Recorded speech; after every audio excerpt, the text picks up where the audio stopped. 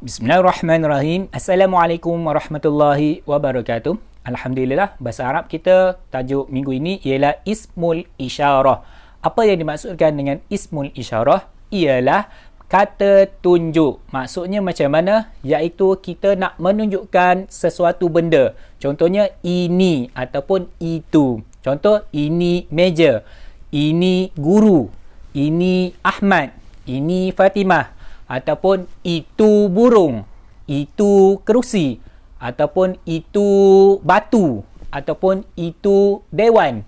Okey, itu adalah contoh dalam bahasa Melayu untuk maksud kata tunjuk. Okey, itulah yang kita akan belajar untuk minggu ini di dalam bahasa Arab. Baiklah, cuba awak tengok skrin awak. Okey, dalam skrin ni saya ada buat dua contoh, iaitu Ismul Isyarah ni terbahagi kepada dua, iaitu lil qarib, iaitu maksudnya adalah tunjuk benda yang dekat. Maksudnya dalam bahasa Melayu adalah ini. Dan yang kedua adalah lil ba'id, maksudnya adalah tunjuk benda yang jauh. Maksud dalam bahasa Melayu adalah itu.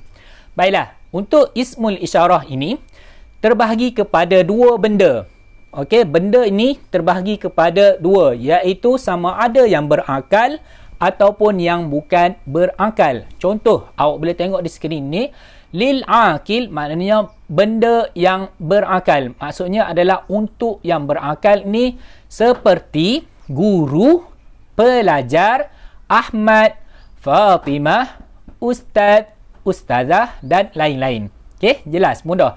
Ataupun dalam bahasa Arab disebut sebagai muallimun. Muallimun maksudnya adalah guru lelaki. Lepas tu muallimatun adalah guru perempuan. Kalau nak beza antara lelaki dan perempuan, hanya awak perhatikan belakang ni adalah ta marbutah.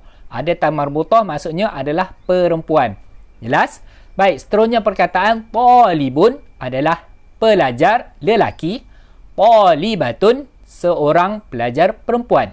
Lepas tu perkataan Ahmad, Fatimah, ustaz dan juga ustazah. Ini adalah benda lil aqil, iaitu benda yang berakal. Seterusnya ghairul aqil adalah benda yang tidak berakal. Contohnya seperti kerusi, meja, lembu, pembaris dan lain-lain. Baik, kita tengok terjemahan dalam bahasa Arab. Kursiyun maknanya kerusi, maktabun iaitu meja, baqaratun lembu, mistaratun pembaris. Seterusnya kita tengok lil qarib, tunjuk benda yang dekat. Contohnya adalah bagi benda yang berakal. Okey, awak boleh tengok di skrin ni adalah hadza. Hadza ni adalah khusus untuk seorang lelaki. Contohnya adalah hadza muallimun. Maksudnya adalah ini seorang guru lelaki. Okey, jelas. Dia khusus untuk lelaki saja perkataan hadza. Dia tak boleh untuk perempuan. Boleh? Ingat, perkataan hadza ni maksudnya adalah ini. Tetapi benda yang berakal itu adalah mesti lelaki. Jelas? Contohnya seperti ini, iaitu hadza muallimun. Ini adalah seorang guru lelaki. Seterusnya hadza ni ialah khusus untuk dua orang lelaki. Ingat, perkataan hadza ni untuk siapa? Lelaki. Berapa orang? Dua orang. Contohnya di dalam bahasa Arab kita boleh sebut sebagai hadzani muallimani. Boleh? Jelas. Senang saja. Kalau bahasa Arab kita nak menunjukkan benda tu dua, kita hanya perlu tambah alif nun sahaja di belakang ini. Jelas? Baik, seterusnya haulai khusus untuk tiga orang lelaki ataupun lebih. Contohnya perkataan dalam bahasa Arab adalah haulai muallimuna. Ini adalah guru-guru lelaki. Jelas? Mudah sahaja. Baik, kita tengok contoh seterusnya untuk perempuan pula. Tadi lelaki, kita tengok untuk perempuan, iaitu benda ni khusus untuk yang berakal sahaja dah. Kalau ghairul akal, ghairul aqil iaitu orang benda yang tidak berakal seperti kerusi ke, meja ke, apa lagi, burung ke, benda yang tidak berakal tu saya akan ajar untuk video akan datang untuk bahagian yang kedua. Okey, video kali ini saya fokus untuk benda yang berakal sahaja. Jelas? Baiklah. Contohnya awak boleh tengok perkataan hadhihi. Hadhihi ni khusus untuk siapa? Perempuan. Ingat, perempuan sahaja boleh guna perkataan ini. Iaitu berapa orang? Seorang sahaja. Contohnya, hadhihi muallimatun. Ini adalah seorang guru perempuan. Okey, jelas. Contoh lain yang kedua adalah hatani, adalah maksudnya adalah ini, iaitu perempuan sahaja. Berapa orang ni? Iaitu 2 orang. Tadi seorang, ni 2 orang. Jadi dalam bahasa Arab, hatani muallimatani. Ini adalah 2 orang guru perempuan. Jelas, mudah saja. Ingat, macam saya tadi, kalau kita nak sebut benda tu 2 orang, senang sahaja dalam bahasa Arab ini, iaitu kita perlu tambah alif nun sahaja di hujung perkataan itu. Jelas? Baik, seterusnya untuk perkataan 3 orang ataupun lebih.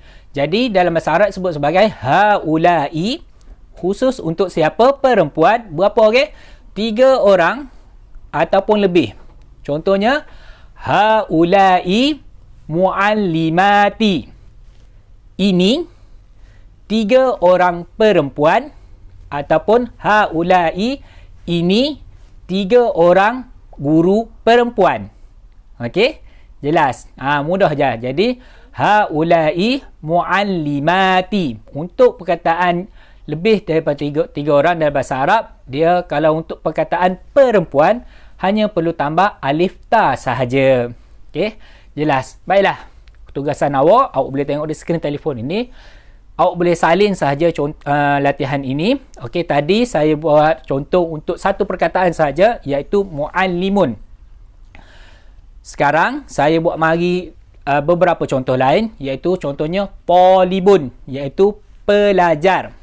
Tadi guru kan, ini pelajar. Kalau ini seorang pelajar lelaki, apa dia perkataan dia? Ini 2 orang pelajar lelaki, apa perkataan dia? Ini 3 orang pelajar lelaki, apa perkataan dia? Okey, begitu juga perkataan untuk perempuan pula. Okey, sama sahaja. Okey, awak boleh salin saja di skrin dalam buku latihan bahasa Arab, dan awak boleh WhatsApp kepada saya. Dan peringatan, sekiranya awak masih tak faham ataupun tak jelas, awak dialu-alukan untuk WhatsApp kepada saya. Okey. Itu saja pelajaran kita untuk minggu ini. InsyaAllah kita akan bertemu lagi pada pelajaran akan datang. Ilal liqa' ma'assalamah. Assalamualaikum warahmatullahi wabarakatuh.